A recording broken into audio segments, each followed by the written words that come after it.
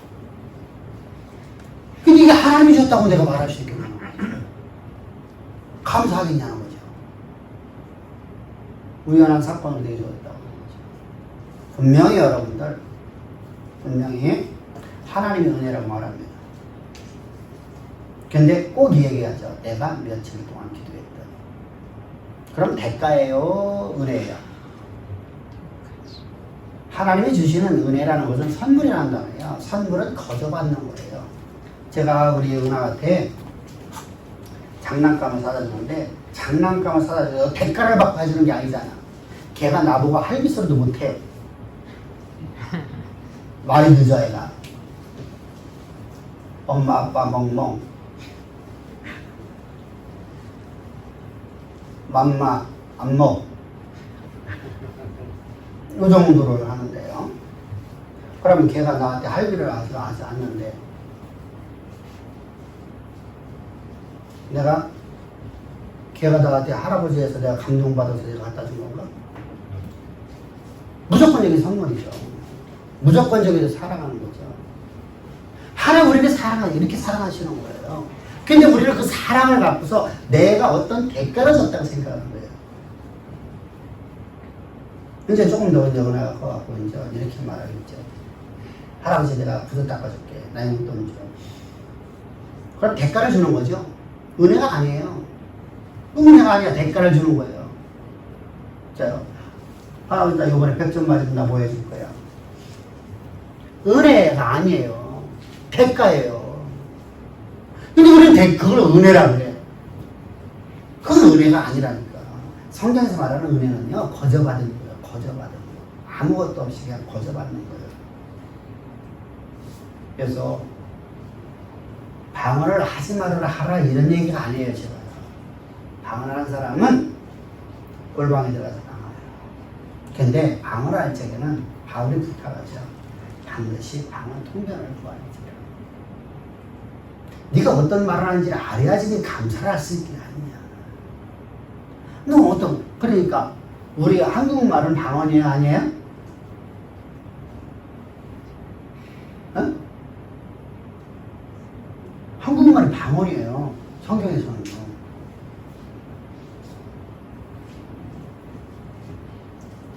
그러니까 내가 지금 한국말을 기도하고 있으면 나는 방언하는 거예요.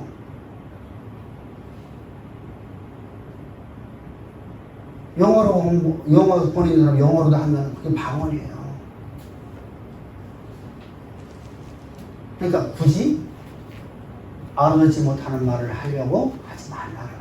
그래서 하나님 앞에 우리가 간구할 적에 자 보세요. 약속을 믿고 구하라 합니다. 약속을 반드시 믿고. 그러면 하나님 약속의 말씀이 하나님 나를 향해서 아까 말씀했죠. 내가 너를 세계 모든 민족에 뛰어난 존재로 내가 너를 삼으리라. 약속을 내가 믿고 하나님 제 모습이 현재 이래요. 제가 지금 이런 상황입니다. 근데 하나님 너에게 약속하시기를 내가 너를 세계 모든 민족 가장 뛰어난 존재로 하나님 삼으신다고 약속하셨죠. 그 약속의 말씀을 저를 통해서 다 이루실 줄 믿나이다. 아멘. 그랬더니 하나님이 내게 지혜 주시고 내게 능력 주시고 내게 사람 붙여주시고 여러분들 사람을 진짜로다가 우리가 하나님이 붙여주는 사람은 세 사람만 연거푸 만나면 자요 세 다리를 거친다고 하는 거. 세 다리를 거치면 미국 대통령 만나는 거예요.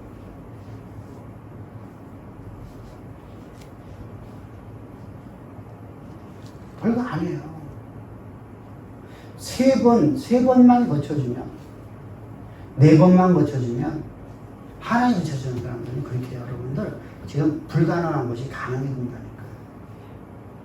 우리가 이해할 수 없는 난해한 섭리, 하나님이 일하신다 했잖아요. 그것이 바로 바로와 모세의 얘기죠. 모세는 노예잖아요. 노예가 어떻게 황제 앞에 나갈 수 있어요? 그것도 매일 아침마다 나일강에 나와갖고 거기는 뭐 성이 바로 나일강 바로 앞에 있으니까요. 그 왕궁에서 나와서 매일 새벽에 미명에 해가 뜨기 직전에 그들은 제사를 지내요. 우리나라 개념과 달라요. 그리스 그러니까 로마인들은요, 로마 영들은요. 그래 다시 말하면 그리스 문화권에 있는 사람들은요. 고린도에 12개의 신전이 있어요. 매일마다 이 신전에 가갖고 그들은요 제사를 드려요. 여기서 제사 드린 음식을 고기가 이때 제물을 잡잖아요, 그죠?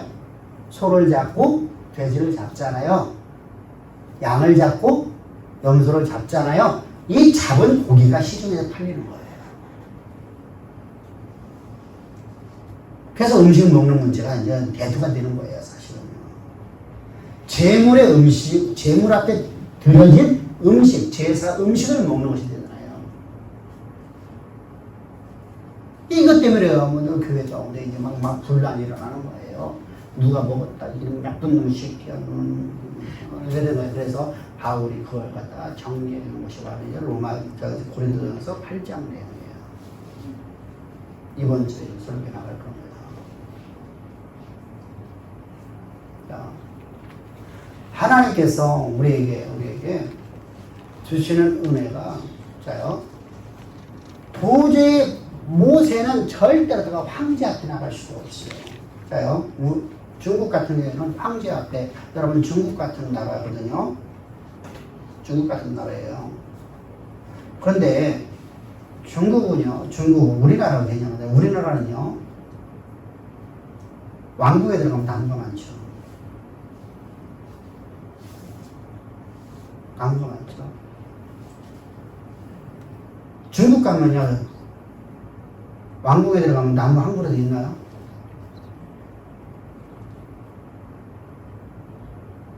저는 아직 천안만 안 가봤어. 근데 갔다 온 분들에게 내가 물어봤어요. 나무 있습니까? 나무 한 그루도 없대. 다 풀한폭이었대. 뭐요? 다 돌로 깔려있대. 우리만 대리석 깔려있는 거, 대리석. 이렇게 깔려있는 거, 이렇게. 모든 도. 풀한폭. 왜 그렇죠? 암살. 실제로 암살을 많이 당하거든요. 고대 근동은 더 심해요. 고레스의 아들 때부터 왜 이들이요 계속 나라가 혼란이 오냐면요, 계속 암살을 당하거든요. 왕들이요. 동생에게 암살당하고, 형에게 암살당하고, 부하에게, 신하들에게 암살당하고. 이게 그들의 역사를 보면 아주 처절해요. 자, 바벨론의 느부갓네살왕이 세계를 제패하는 패권주의가 됐어요. 패권이요.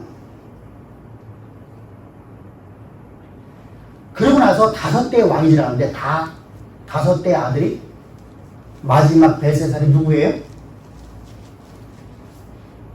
5대가 지나. 우리나라 같은 경우는요, 할아버지, 나, 아버지, 증조할아버지, 고조할아버지, 고고조할아버지 되잖아요. 그죠? 고고조. 근데 벨사살이 누구의 외손주예요? 느부갓네살의 외손주예요.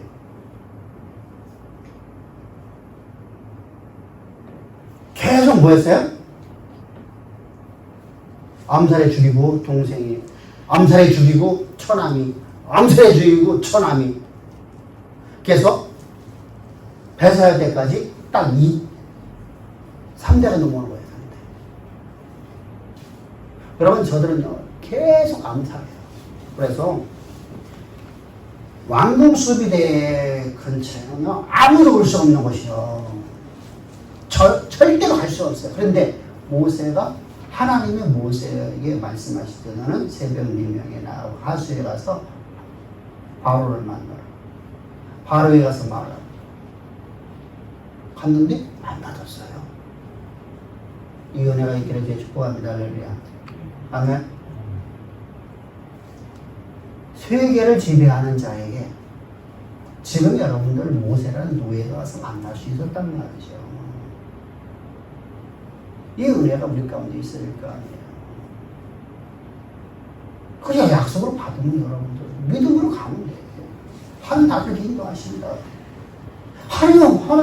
하나님의 사자를 통해서 말씀하신 모든 말씀은 하나님이 내게 주신 말씀이다. 아멘! 하고, 근데 우리는 어떡하죠? 그런가 봐. 역사만 하려고 하죠. 역사만. 약속을 받질 않아요. 약속으로다가. 역사는 내가 기가 막히지 않아. 역사는 뭐라 그래? 내 삶 속에서 말씀이 이루어지지 않는다. 아무 의미 없는 거죠. 내 삶에서 여러분들 모세가처럼 여러분 역사가 나타나야 될 거 아니에요? 다윗처럼 역사가 나타나야 될 거 아니에요? 그런 인생 살면서 우리는 하나님 주신 말씀을 어떻게 하는 거예요? 하나님 지식으로 알지 말고 인격적인 관계는 뭐예요? 약속으로 받아요. 약속을 믿고 심지 말라. 그러면 그 말씀이 그대로 이루시느니라 라고 말씀하십니다. 할렐루야.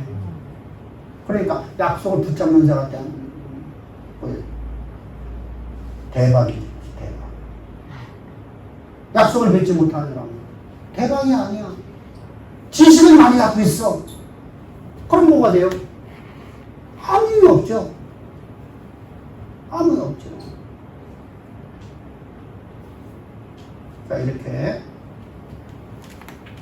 하나님의 약속의 말씀이 내 삶에서 이제 이루어지는 삶을 살아가야 돼요. 그러기 위해서 이제 우리는 하나님의 말씀이 이게 하나님이 나에게 알려주시는 말씀이구나, 이 약속이구나 라고 그걸 알려주시는 분이 누구야? 그분이 바로 성령이셔. 그분이 바로 성령이셔. 이제 성령은 우리에게 거둬준 선물로 오셨어요. 그럼 성령이 오시려고 하면 이제 중요한 것이 인간론을 우리가 분명히 알아야 돼요. 인간은 전적으로 타락했어요. 이게 칼빈주의야. 저는 칼빈의 사상을 따르는 사람이 아니에요. 근데 칼빈의 성경적으로 해석하고 있어요. 그래서 잘못 이해하면 여러분들 무율법주로 가는데 바르게만 이해하면 진짜로 여러분들 우리는 하나님의 성령의 이끌림 속에서 말씀으로 삶 가운데 나타나는 삶을 살 수 있어요. 자, 인간이라는 존재는 전적으로 타락했어요. 모든 사람이 죄를 범하였으니 하나님의 영광에 이르지 못하더니. 그리고 로마서 5장 12절에 보면 첫사람 아담 안에서 모든 사람이 죄인 되었느니라. 그러면 첫사람 아담 안에서 모든 사람이 죄인 되었어요. 죄 가운데 출생했단 말입니다. 죄 가운데 출생했으면, 자 보세요. 노예로 출생했던 거예요. 어떤 노예요? 죄의 노예. 죄의 노예예요. 노예로 출생했어요. 그러면 죄의 노예가 출생했으면 노예에서 내가 해방될 수 있는 방법은 뭐밖에 없어요? 노예는 여러분 절대로 고대 사회 속에서는 노예에서 노예일 뿐이죠. 노예는 아무리 발병해도 노예예요. 우리가 그러죠. 공주갑부 누구요? 김갑순 씨죠. 공주갑부 김갑순 씨. 그 양반은 죽는 날까지 양반 소리를 못 들어봤잖아요. 응? 돈은 많은데 양반 소리를 못 들어봤어. 어마어마한 재력가죠. 우리나라 최고의 부자였었습니다. 근데 돈을 많이 벌었는데 안 되죠. 신분도 샀죠. 양반 샀죠. 돈으로 샀죠. 근데 다 알죠. 그래서 허거죠. 그러면 죄의 노예로 내가 출생했으면 죄의 노예에서 내가 벗어날 수 있는 방법은 뭐였겠어요? 죽음밖에 없어요. 뭐밖에 없다고요?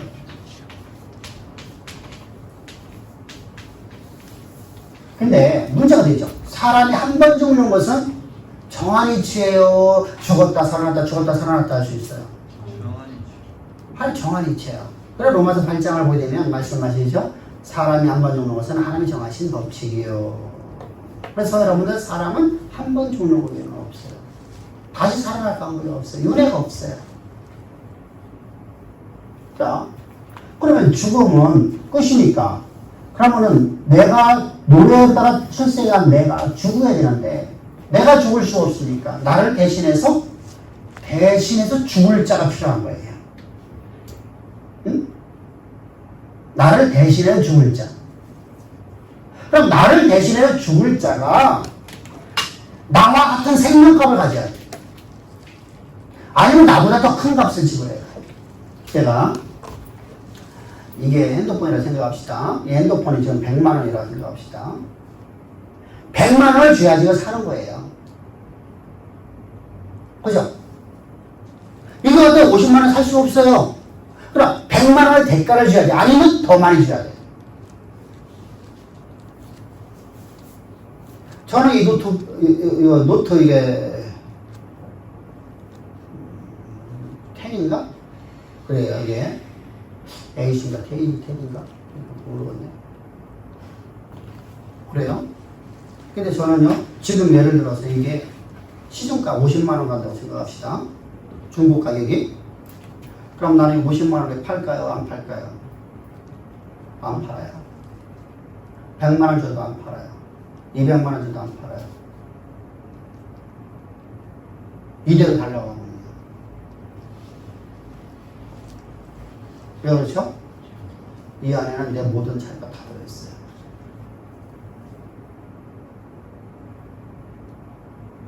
분명히 여기 있는 걸 컴퓨터로 옮겨놓은 거 많아요. 그런데 대부분이 여기에 제가 설교문이 내가 설교했던 것들의 설교문이 한 4, 500개 정도가 들어있어요. 그럼 나에게는 자료잖아요. 이거 잃어버리면 황당한 거죠. 그럼 나는 이것을 1000만 원 줘도 안 판다니까. 그럼 이걸 자 보세요. 그럼 이거 살려고 하면 더 많은 값을 지불하면 살 수 있겠네, 그죠?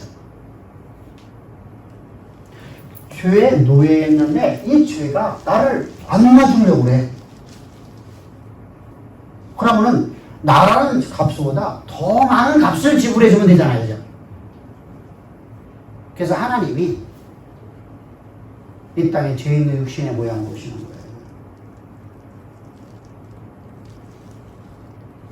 하나님이 나를 놔줄 수가 없으니까 사탄이가 나를 놔주질 않아. 죄가 나를 놔주질 않아. 그러니까 하나님이 나보다 생명값이 더 크신 분은 오직 하나님밖에 없어요. 자, 천사는 나보다 생명값이 더 커요, 작아요? 작아요. 천사는 우리를 돕는 영일 뿐이에요. 우리 의가 아니에요. 하나님께서 만물을 하늘에 있는 것이나 보이는 것이나 보이지 않는 것이나 모든 만물을 다 창조하시고 그것을 지배하고 다스리는 자로 인간을 만드셨어요. 할렐루야. 그럼 인간이 가장 존귀한 존재예요. 하나님 외에는 인간 이상 더 좋은 존재가 없어요. 더 존귀한 존재가 없단 말입니다. 그럼 이렇게 존귀한 존재보다 더 크신 분이 누구밖에 없어요? 하나님밖에 없네요. 그래서 하나님이 직접 오시는 거예요. 그래서 그가 세계를 지으신 그분께서 창조주께서 이 땅에 죄 있는 육신의 모양으로 오셨어요. 뭐 하려고? 우리의 대속죄를 지시려고. 우리를 대신해서 십자가를 죽으시려고. 우리 값을, 우리의 죄의 값을 지불하시려고. 우리를 내가 죽으면 나는 다시는 구원이 없으니까. 나는 다시 살 수가 없으니까. 나를 대신해서 내 생명보다 더 큰 값을 지불하고 주님이 십자가에 죽으시는 거예요. 그래서 십자가에서 못 박혀 죽으실 적에 나도 예수와 함께 죽어버렸어요.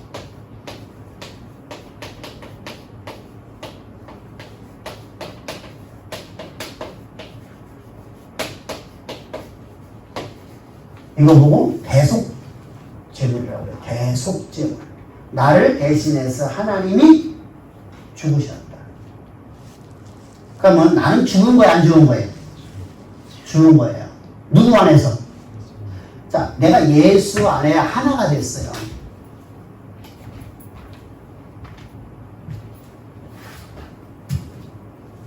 예수님이시라고 생각합시다. 이거 나예요. 둘이 하나가 되는데 예수님이 십자가 죽으셨어요. 그럼 나도 함께 죽었어요, 안 죽었어요? 나도 함께 죽은 거예요. 그리고 예수님이 장사되셔요. 죄의 싹신 사망을 당해야 되니까 어디로 가야 돼요? 사망은 반드시 어디로 가야 돼요? 지옥을 들어가야 돼요. 그래서 옥에가 돼요. 옥에. 그래서 예수님이 무덤에 갇혔다는 얘기는 사실은요, 옥에 갇혔다는 얘기예요. 지옥에 갇혔다. 그래서 베드로 사도가 말하죠. 예수께서 옥에 가셔서 뭐하다? 복음을 가르치시고 이렇게 했죠. 자, 예수님께서 옥에 갇히셨어요. 그게 바로 유대인들이 갖고 있는 기본적인 생각이 바로 뭐예요? 지옥이에요. 죽음, 무덤이에요. 그래서 무덤에 씀을 갇혔어요. 그리고 사흘 만에 부활해요. 부활할 적에 예수님은 하나님이시니까 그대로 부활하셔야 돼요. 그런데 내가 이렇게 부활하면 돼야 안 돼요? 그러니까 나는 부활하면 안 되니까 나는 빨간색에서 하얀색으로다가 내가 거듭났어요. 내가 다시 태어났어요. 자, 다시 출생했습니다. 그래서 요한복음 1장 13절에서 하나님께로 난 자라고 그래요. 하나님께로 난 자. 어디 안에서? 그리스도 안에서. 우리는 그리스도 안에서 하나님께 난 자가 되었어요. 그럼 나는요, 이제 하나님 안에서 그리스도 안에서 내가 하나님께로 난 자가 되었으면, 자 봅시다. 나는 이제 누구의 아들이에요? 출생했는데 어디서 출생했어요? 내가 어디서 출생했어요? 내가 출생을 했는데 이 출생은 누구에게서 출생했어요? 하나님 안에서. 하나님으로부터 출생했어요. 하나님을 아버지라고 부르는 거예요. 하나님을 아버지라고. 이스라엘은 수천 년 동안 단 한 번도 하나님을 파트라고 부르지 못했어요. 아버지라고 부르지 못했어요. 그들이 아브라함 이후부터 수많은 세대 동안 천년이 넘도록 그들은요 하나님을 이름을 한 번 부르지 못했어요. 그런데 하나님께서 예수 그리스도의 십자가의 무서운 정을 대해서 다시 출생한 우리를 향해서 거듭난 우리를 향해서 너희는 하나님의 아들이가 말씀하시네요. 아버지와 아들이 관계가 있어요. 이 출생이 바로 구원이에요. 이게 거듭남이에요. 이렇게 거듭났는데 문제가 있죠. 자, 예수 그리스도의 대속죄 제물로서 우리가 거듭났는데 문제는 내 삶 속에서 오늘도 잘못하는 게 있어요, 없어요? 여기는 잘못하는 것이 죄가 되진 않았어요. 여기서도 안 됐어요. 그죠? 그리고 말씀주의자도 그게 안 됐어요. 근데 오늘 우리 삶 속에서 내가 잘못하는 것이 있으면 하나님이 기뻐하지 않는 하나님의 율법을 어기게 되면 그거 보고 하나님을 보고 뭐라고 말씀하죠? 낱낱이는 범죄라고 해요. 이 범죄는 하나님께 떨어져요, 안 떨어져요? 떨어져요, 안 떨어져요? 떨어져, 안 떨어져? 안 떨어져? 여러분 이게 중요해요. 그래서 성령을 소멸시키지 말라는 거예요. 자, 이렇게 출생을 했을 적에 이 출생은 하나님 안에서 출생했어요. 그럼 내 안에 내가 산 거예요? 내 안에 그리스도만 살아있는 거예요? 그거 보고 성령이라고 하시는 거예요. 나는 성령으로 출생했어요. 근데 아주 어린아이라 성령을 어떻게 성령의 역사가 나타나지 못해요. 아주 갓난아이예요. 그런데 오늘 실수하는 게 수없이 많아요. 그죠? 수능을 많이 때문에 내가 그것을 내버려 둬버리면 이제요 한 2달만 지나면 은혜가 이제 눈치가 좀 생길 겁니다. 그죠? 지금도요 지가 잘못한 거 있으면 벌써 살짝 눈치를 봐요. 근데 지가 나한테 잘못했어. 근데 나는 아는데 할아버지는 나는 아는데 지는 내가 모르는 줄 알아. 그러니까 어떡하죠? 멀리 서가지고 잠깐만 안 오려고 그래. 쭈밋쭈밋해. 애기들 보면 그렇죠. 잘못하면 쭈밋쭈밋하면 저쪽에서 멀리 서 있죠. 자요. 하나님이 나를 버리는 게 아니라 내가 하나님에서 떨어져 나가요. 죄라는 것은. 그래서 죄책감에서 우리는 해방을 받아야 돼요. 내가 범죄를 하면 범죄하면 죄책이 있어요, 없어요? 양심의 가책을 받아 안 받아요? 양심의 가책을 받아요. 그럼 양심의 가책을 내가 해방을 받아야 돼요. 해방을 받는데 그럼 어떻게 받을 수 있을까요? 이거 방법이 없네? 그래서 예수님이 십자가 못 박혀 죽으신 적에 물과 피를 다 쏟아내셨어요.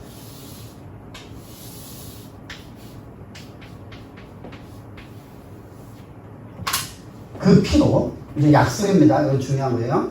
이 약속을 내가 가져야 돼. 이제. 그걸 내가 확정을 해야 돼. 내 마음에. 예수님께서 십자가에서 피 뿌리시는 그 피로 내 모든 죄를 다 사하셨어요. 아멘. 내가 낳는 모든 죄를 다 사하셨어요. 아멘? 성경 구절 빨리 시작. 연집사부터 하나씩 시작. 맨 처음 시키는 게 가장 쉽고. 연집사 몇 장 몇 절. 아, 책 보지 말고. 안집사님 못해. 예수의 피가 너의 모든 나의 모든 죄를 다 사하셨나이다.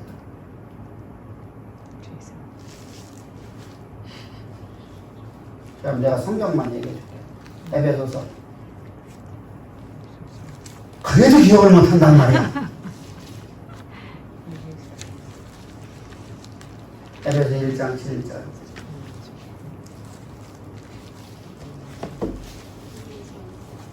절대 잊지 마셔요. 골로새서 1장 14절. 또 로마서 3장 25절. 또 거기 보지 말고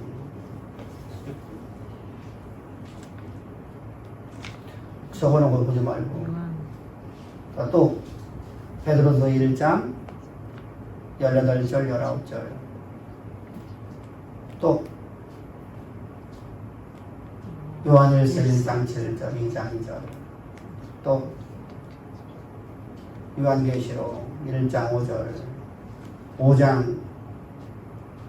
5장 몇 절? 5장 몇 절? 7절. 7장 몇 절? 14절. 히브리서 9장 몇 절? 설마 그건 알겠지? 설마. 히브리서 몇 장? 9장 12절부터 14절. 10장. 똑같은 12절부터 14절. 자, 예수님께서 십자가를 지고 너의 모든 죄를 낭만다 사하시고 살아계신 하나님을 섬기게 하십니다. 아멘. 우리 그래서 우리 예수의 십자가의 피로써 우리 모든 죄가 다 사함받았어. 그러면 여기 중요한 거예요.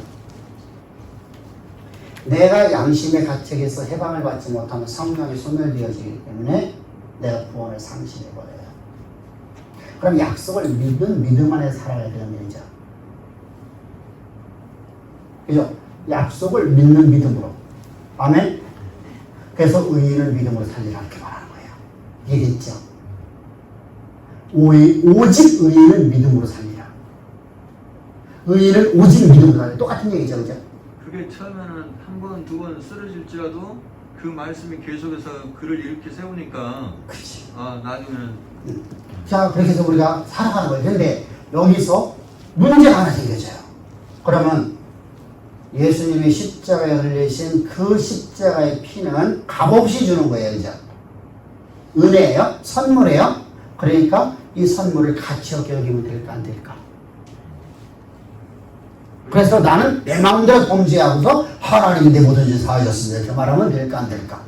그것은 하나님의 영이 없는 자니 이렇게 말씀하세요. 무슨 말인지 알겠죠? 나는 그래서 오늘도 하나님의 법을 즐겨하는 자가 됩시다. 아멘?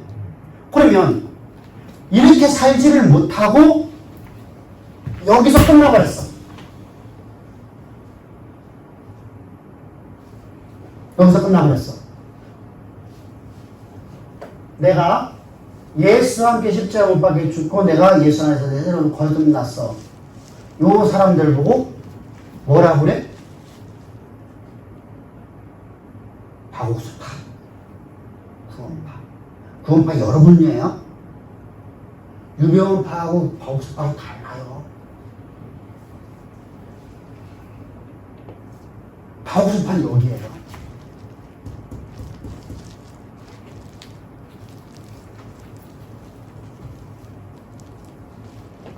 그러면은 자요. 여기서 중요한 게 또 있어요. 성결교 신학은 어떤 신학이에요?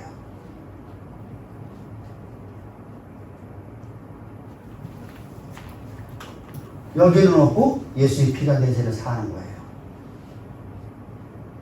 그러면 십자가의 도는 우리가 두 개가 하나가 됐었죠. 이게 하나가 되죠. 그죠? 그래서 원죄를 부인하고, 그러니까 내가 죽어봐야 구원받고 나는 오늘도 뭐만 세상받아요? 내 삶 속에서 범죄하는 것만 사함받는다. 이렇게 주장하는 거예요. 그래서 그 죄를 사함받으려니까 어떻게 돼요? 자, 성령이 내 안에 없으면 약속을 내가 가질 수가 없죠. 성령이 내 안에 없으면 약속이 내가 가질 수 있어요? 없어요? 없어요. 내가 거듭나지 않으면 성령이 내 안에 없어요. 그러면 성령이 없으면 나는요, 약속을 내가 가질 수가 없어요. 약속이 믿어지지 않아요. 왜? 믿음은 성령이 주시는 선물이니까.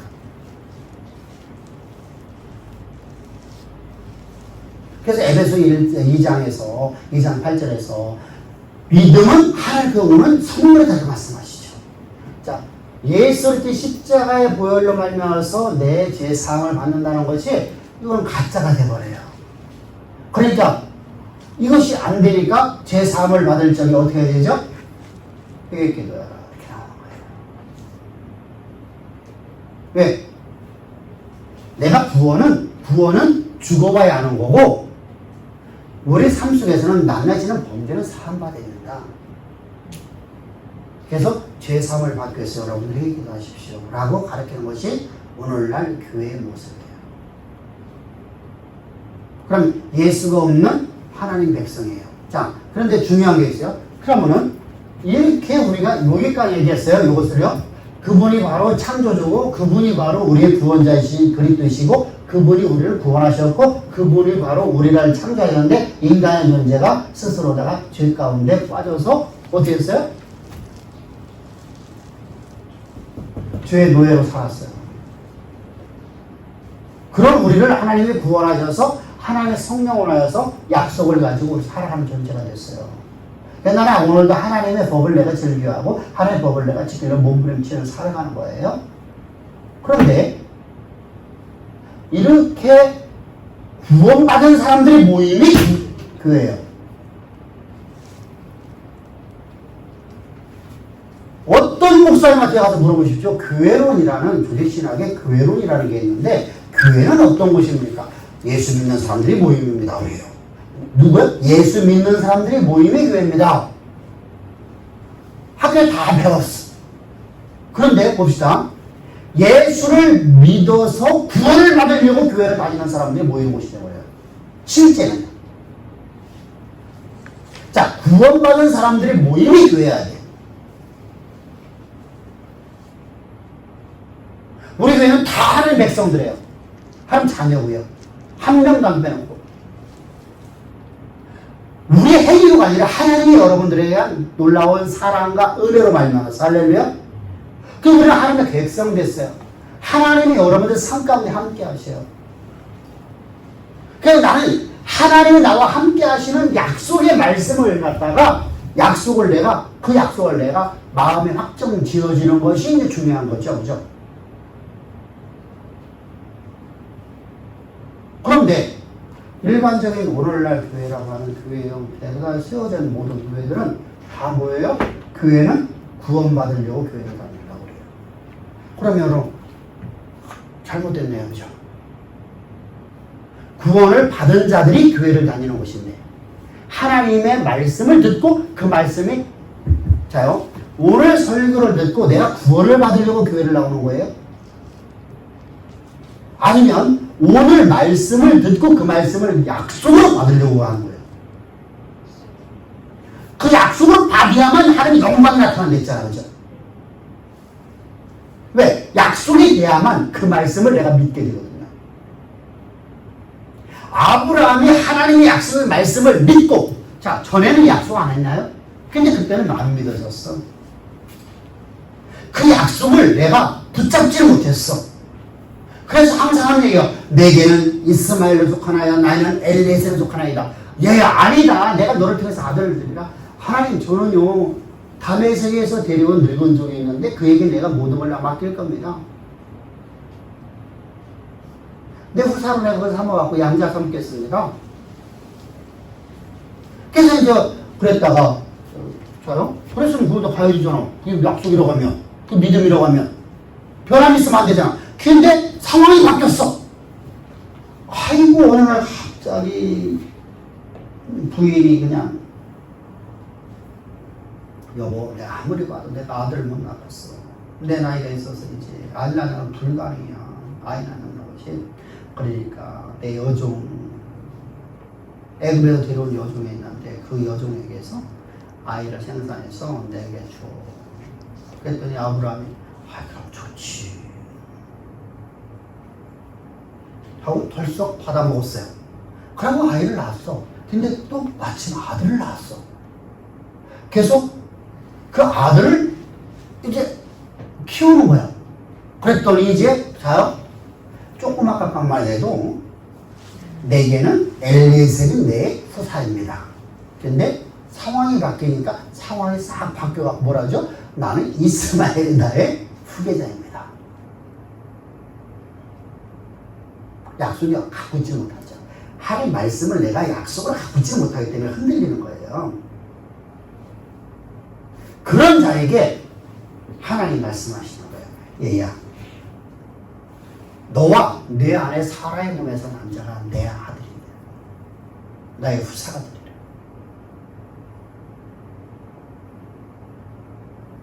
그랬더니 비웃어요. 야, 너 왜 비웃니? 여호와의 모든 말씀이 없는 것을 있는 것처럼 말씀하신 그 말씀이 그대로 있지 않디? 저 하늘을 바라봐라. 저 물결을 바라봐라. 저 하늘의 태양을 바라봐라. 여호와 하나님 나 여호와가 나 하나님이 그것은 낯을 주관하게 있으라. 밤을 주관하게 그 달이 있고 별들이 있으라. 말씀하시면 그대로 있지 않니? 없는 것을 있는 것처럼 말씀하시는 말씀이 그대로 있지 않니? 그때 깨닫는 겁니다. 그때 하나님 말씀을 이제까지 수없이 들어왔는데 25년 동안 계속 들어왔어. 근데 이제까지 한 번도 약속으로 내게 들어오지 않았어. 근데 이제는 그 약속을, 그 말씀을 약속으로 믿었어. 그래서 하나님의 약속의 말씀을 믿고 의심치 아니하였더라. 그랬더니 그가 아이를 낳았고 그 아이 이름을 이삭이라 하더라. 할렐루야.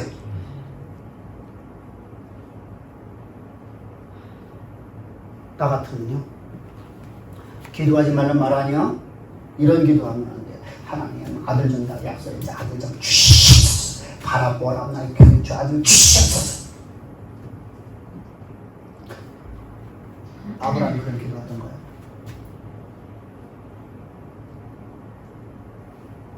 다윗이 그런 기도하던 거야.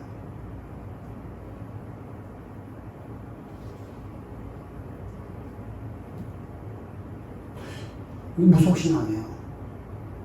샤머니즘이에요. 기독교 안에 뿌리박고 있는 샤머니즘. 뽑아내야 돼요.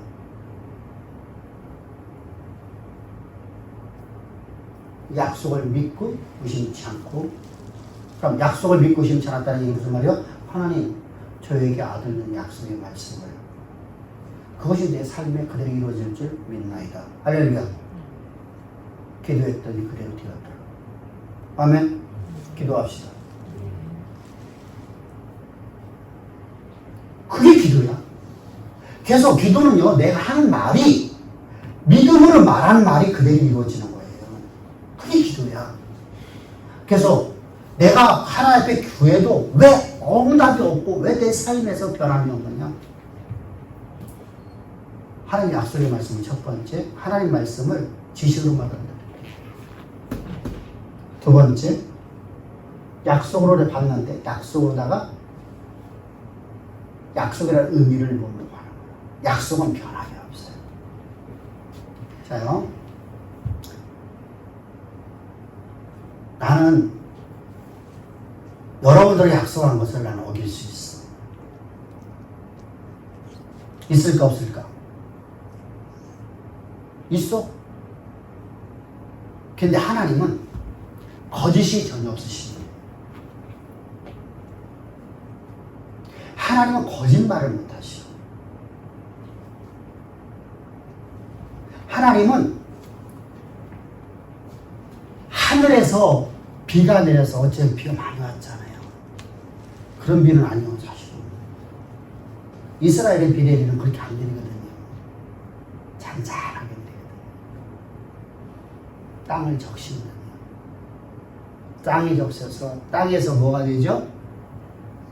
식물들이, 곡식들이, 과실들이 싹을 나고요. 꽃을 피고 열매를 맺어서 너희 양식이 되게 하듯 내 말은 내게 헛되이 돌아오는 법이 없느니라. 아멘. 어디 있을까? 어디 있을까?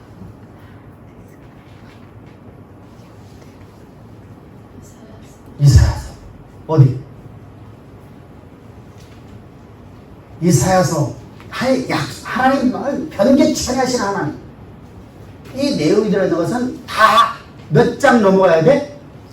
45장 이후부터 59장 사이에 있어.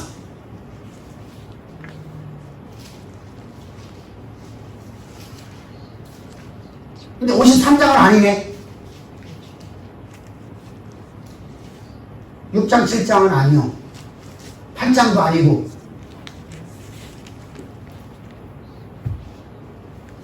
50? 응? 55장. 몇 절? 11절. 시작. 내 입에서 나가는 말도 헛되이 내게로 돌아오지 아니하고 나의 뜻을 이루며 나의 명하여 보낸 일에 흠없느니라. 아멘. 하나님 말씀은요. 그래 앞부분은 말이겠죠. 비가 내려서 땅을 적시고 거기서 열매가 맺혀지고 이렇게 하듯이 내가 하는 말은 절대로 내게 헛되이 돌아온 법이 없느니라 라고 말씀하세요. 그러면 하나님 말씀하신 그 말씀을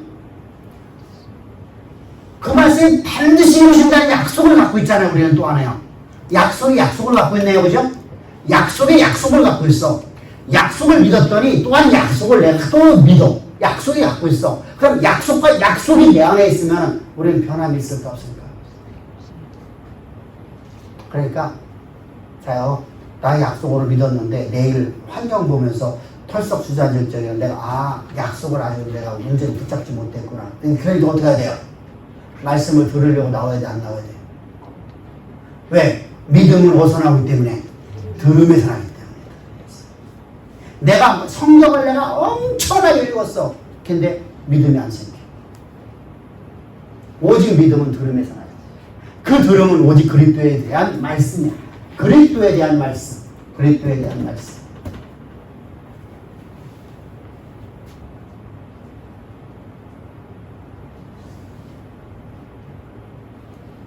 이것이 바로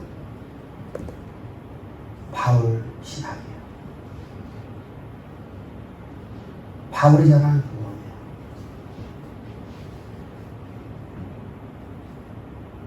그래서 칼빈 신학에서 한 번 받은 구원이 영원한 구원이라는 말은 성도의 견인을 하는데 이것은 어떤 의미냐면 사실은요,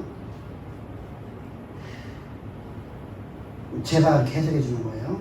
칼빈이 해석한 게 아니라요, 구원에 대한 거 아니에요. 구원에 대한. 원래 구원만이거든요. 그래서 구원에 대한 문제만 하고 구원 이후에 우리 삶을 칼빈을 말하지 못해요. 그래서 우리가 참 안타까웠던 거죠. 그래서 청교도인들이 방종하는 삶을 살아갔던 겁니다. 여기까지 오늘 몇 개를 이제까지 배웠던 것을 총정리한 걸 했습니다. 첫 번째 경제주의, 두 번째 만시론주의, 세 번째 누구 했어요? 펠라기우스, 알미니우스, 터툴리안, 또 웨슬리, 칼빈, 그리고 바울 신학까지 우리 한눈에 한번 봐봤습니다. 한번 연결해서 해봤어요. 따로따로 하니까 요건 되고 안 되고 해서 그래서 하나 다 엮어서 한번 해본 겁니다. 자, 여러분들이 이 은혜 속에 살아갑시다. 그래서 약속을 받았으면 그 약속의 약속을 다시 받아야 돼. 하나님은 절대로 변개치 아니하시는 겁니다. 하나님 약속한 말씀 반드시 우리 삶 가운데 그대로 이루시는 겁니다. 할렐루야. 그 은혜 속에서 하나님의 모든 약속의 말씀이 삶 자체가 되기를 여러분들 기도하고, 그 기도를 여러분 쉬면 되겠어요? 안 되겠어요? 기도를 쉬면 안 되죠. 끊임없이 길을 다니면서도, 직장에서도, 일을 하다가도, 그죠? 또 화장실 가서도, 밥을 먹으면서도, 내가 잠깐 쉬면서, 내가 차를 운전하면서 항상 기도하는 상태없이 쉬지 말고 기도하고, 여러분 무릎 꿇고 하는 기도는 쉬지 않고 할 수가 없어요. 성경은 쉬지 말고 기도하래요. 그러면 나는 아무것도 하지 않고 기도만 하고 있어요. 근데 내가 삶 자체가 기도가 되어야 돼요. 항상 하나님 앞에 기도하는 것이 우리 습관화가 돼야 돼요. 너무 거룩한 습관이 돼야 돼요. 이것이 여러분 되면 하나님의 역사는 여러분 삶 자체가 되어져 버립니다. 그래서 여러분들의 삶이 하나님 표정이 되어지죠. 가장 아름답고 복된 우리 주양의 성도를 되기를 주의 축복합니다. 수고하셨습니다.